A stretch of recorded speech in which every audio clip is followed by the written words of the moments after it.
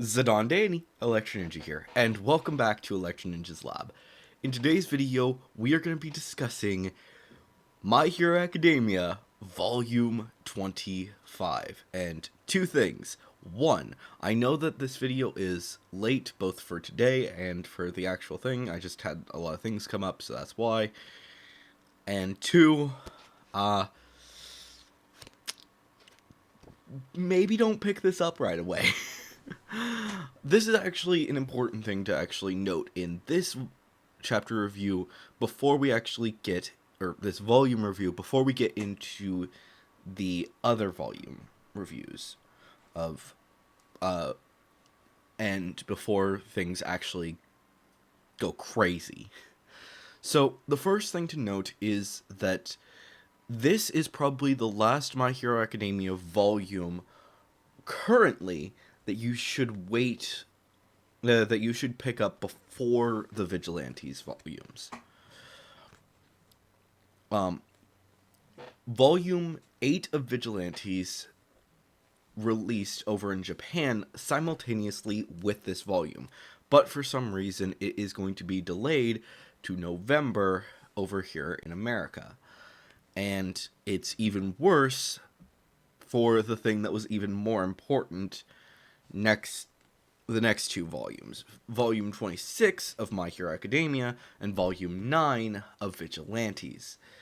Now, the reason that these volumes actually release synchronous is because of the fact that Volume 9 of Vigilantes holds, and 8, hold very important details for Volume 26 of normal My Hero Academia.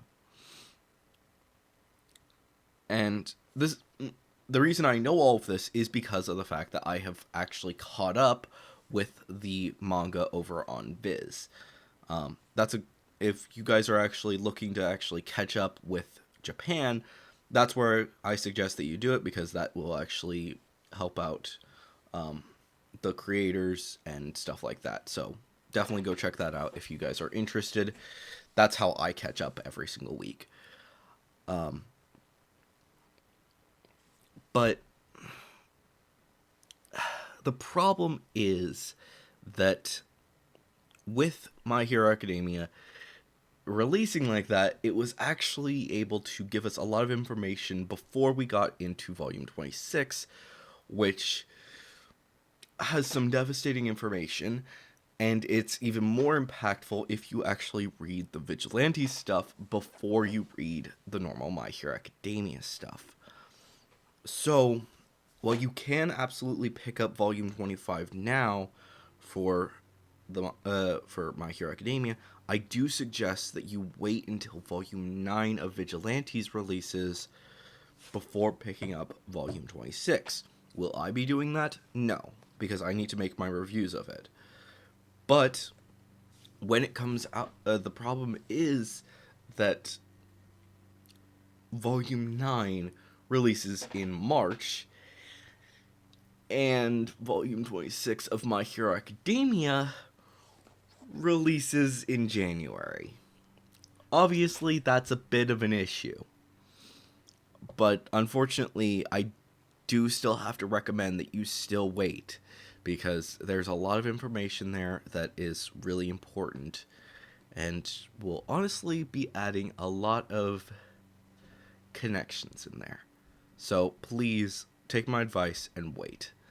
But now, let's actually get into the actual chapter, or the actual volume. So, this is actually the first volume that I have completely read before picking up the manga. Now, does that mean that I didn't reread it? No, I absolutely reread it, and there wasn't any new details that really stuck out to me as I was reading it. It was just nice to actually get to relook at the details and figure out what the heck is going on. This manga specifically goes from the throughout the villain arc, finishes it up, and honestly really devastates you to find out how Shigaraki became Shigaraki. It was hard. It was hard to reread that, to say the least. And then we also get a decent amount of information on what's going on afterwards with the finishing up the villain arc.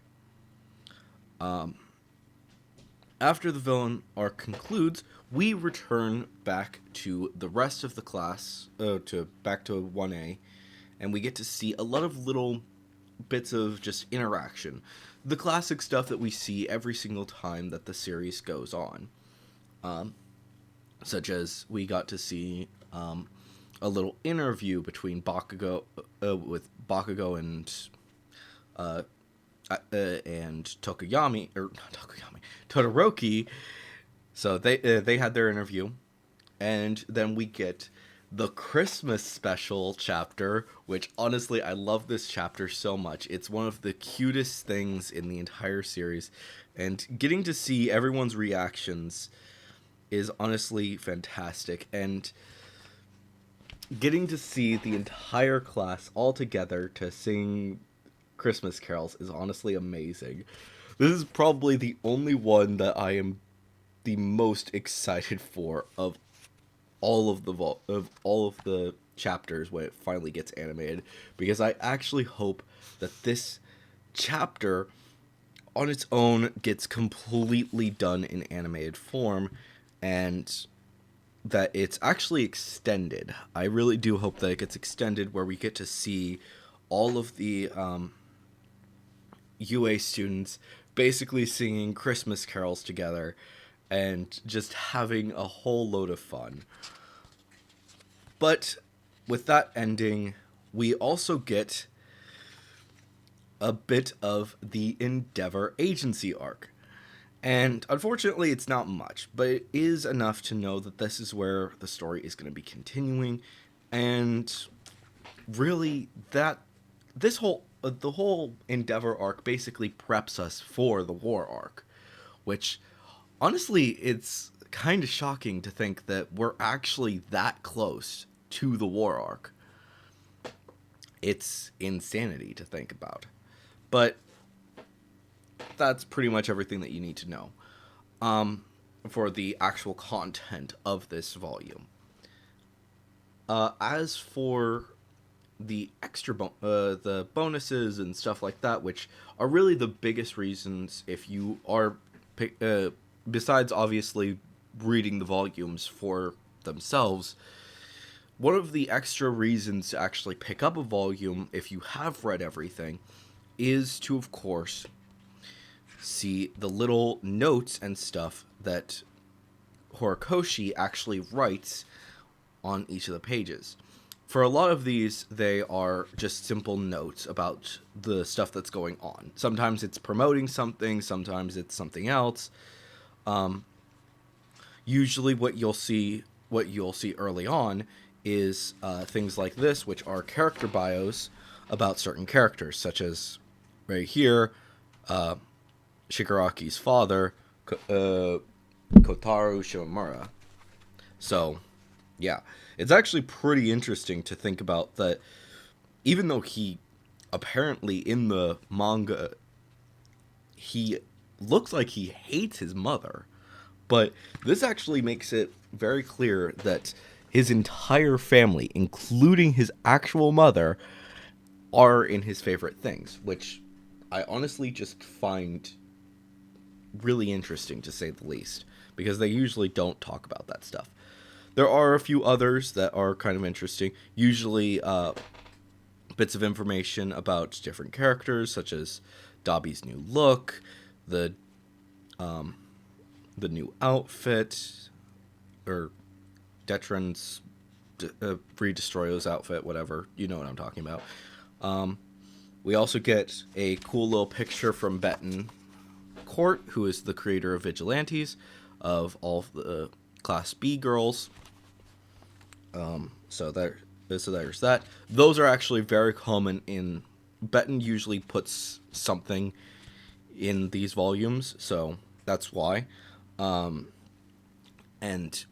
Horikoshi does the same for Vigilantes, so yeah. And then there's also one for Burnin, who is... Honestly, she's one of my favorite characters from the Endeavor Agency. I don't think that... Yeah, she's her hair is invisible on here because of green screen, but that's important. And there's also a really nice artwork by Horikoshi. A few of these throughout this volume, but this one specifically is really cool because it's a technological version of all of these characters, so cyberpunk, and it looks really cool. But the most important one to actually touch base on is this. The information about the second movie, aka Heroes Rising, which just so happens to be coming out later this month. In fact, in 9 days, which you can expect me to be making a video about once it actually comes to here.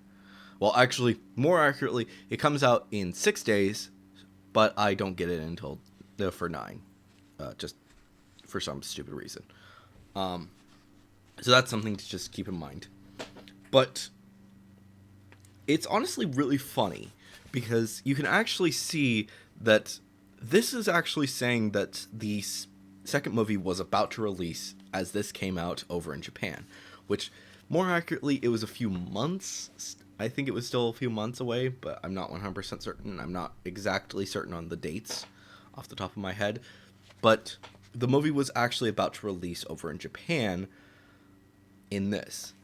But it's also important because of the fact that it's about to release on Blu-ray and DVD over here in America. And honestly, I think a lot of people are going to be really excited to get to see it if they didn't get to see it in theaters. Because it's honestly one of the greatest movies for anime movies in general. So, yeah.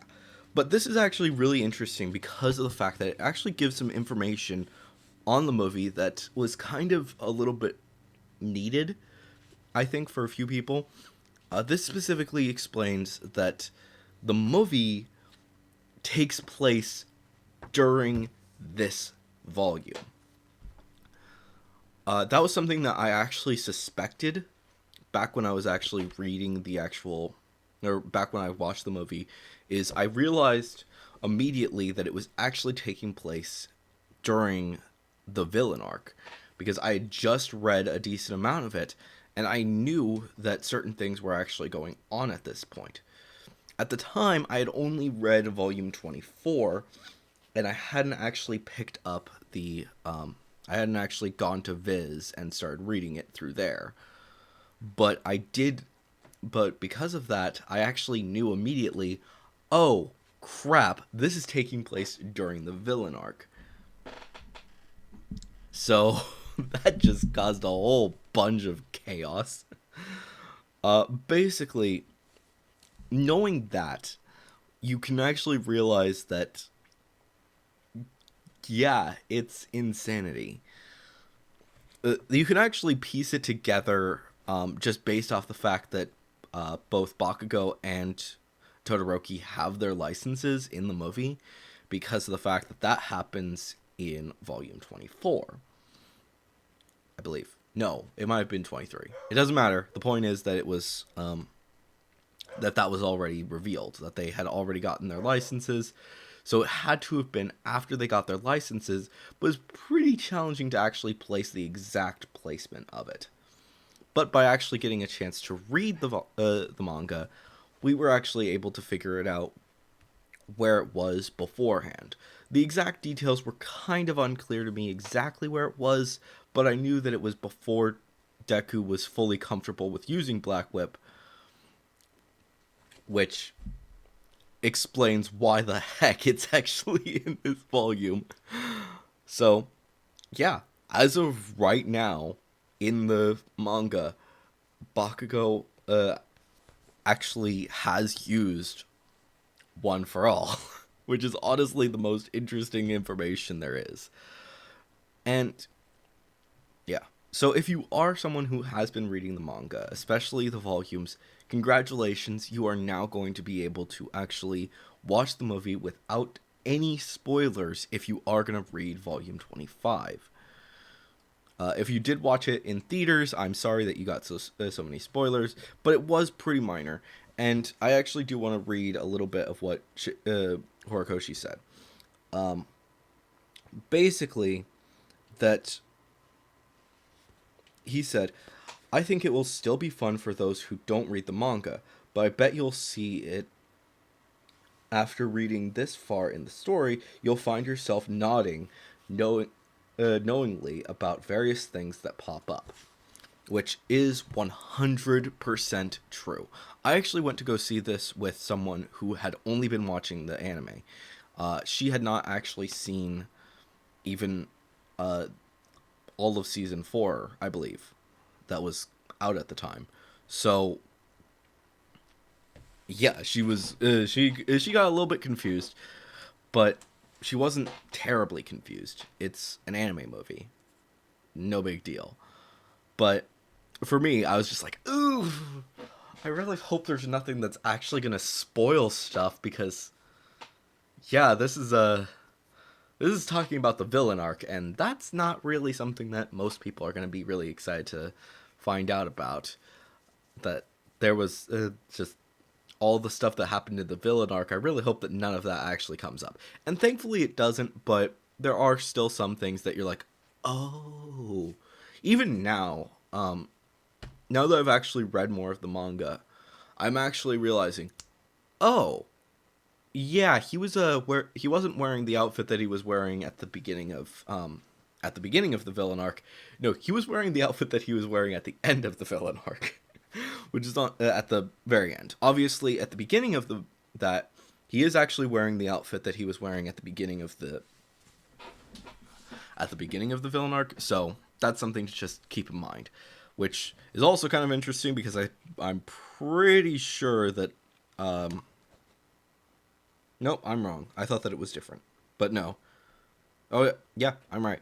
So you can actually see right here that his outfit is black in this picture, and this is actually the outfit that he is currently wearing at the end of this manga. But in the actual movie, it was purple, I believe. It might have been red. It was a reddish purple. So a few details were changed, but that's okay. It happens when you're remaking anime or remaking manga. And also they hadn't seen this in color yet, so yeah, no big deal. But honestly, it's really fun to just know all of these details that come into the story. And honestly, I think that a lot of people are going to be really excited to see how the story continues. Hopefully you guys have enjoyed this video though, and hopefully you will actually pick up Volume 25 and all of the other volumes if you haven't. But anyways guys, hopefully you've enjoyed this video. If you did, please leave a like, leave your thoughts and theories down in the comments below, and if you are going to leave a theory, make sure to say theory review somewhere in your comment. And if you want to support the channel even more, then definitely head down to the description and check out all of our links down there, including our social medias and ways that you can support us financially, including our merch store, which currently has anti-ninja shirts. They will be gone at the end of December because this is a special event that I'm doing. And then also make sure if you also want to support us without any benefits, well, I guess there are some benefits, but not much, then definitely head over to our Patreon and support us there. A big thank you to our current patron, Sheeny. But anyways, guys, I've been Electro Ninja, and I will see you guys next time. But on!